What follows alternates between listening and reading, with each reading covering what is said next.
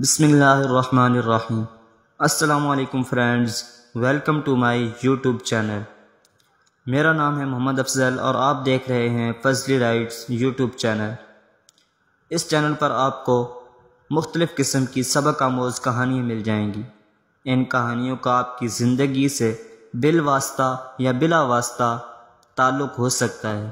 ان کہانیوں کو پڑھ کر یا سن کر آپ اپنی زندگی پر لاگو کر سکتے ہیں۔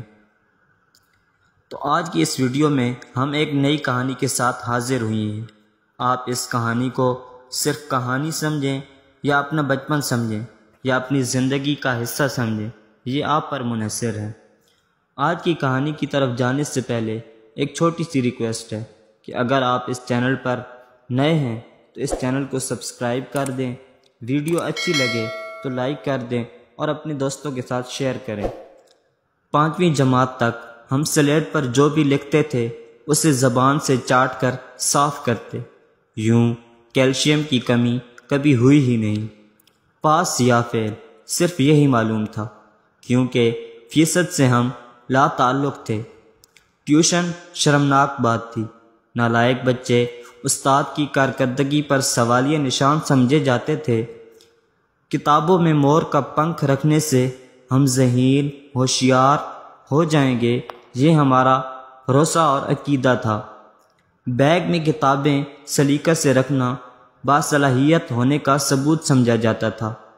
ہر سال نئی جماعت کی کتابوں اور کاپیوں پر کورز چڑھانا ایک سالانہ تقریب ہوا کرتی تھی۔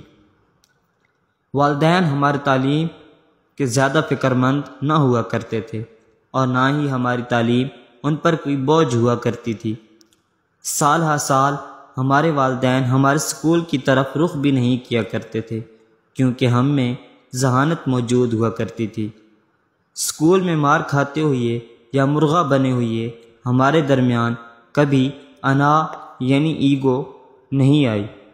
انا کیا ہوتی ہے ہمیں یہی معلوم نہ ہوا کرتا تھا۔ مار کھانا ہماری روزمرہ زندگی کی عام سی بات ہوا کرتی تھی۔ مارنے والا اور مار کھانے والا دونوں کو ایک دوسرے سے کوئی شکایت نہ ہوا کرتی تھی۔ سچائی یہی ہے کہ ہم یا ہماری عمر کے قریب سبھی افراد اپنی قسمت پر ہمیشہ راضی ہی رہے۔ ہمارا زمانہ خوشبختی کی علامت تھا، اس کا موازنہ آج کی زندگی سے کر ہی نہیں سکتے۔ اگر آپ کی زندگی اسی طرح کے بچپن سے گزری ہے تو آپ بھی ان خوش نصیب لوگوں میں سے ہیں جن کا بچپن بہت ہی شاندار طریقے سے گزرا۔ اگر ویڈیو اچھی لگی تو اپنے دوستوں کے ساتھ ضرور شیئر کریں۔ السلام علیکم۔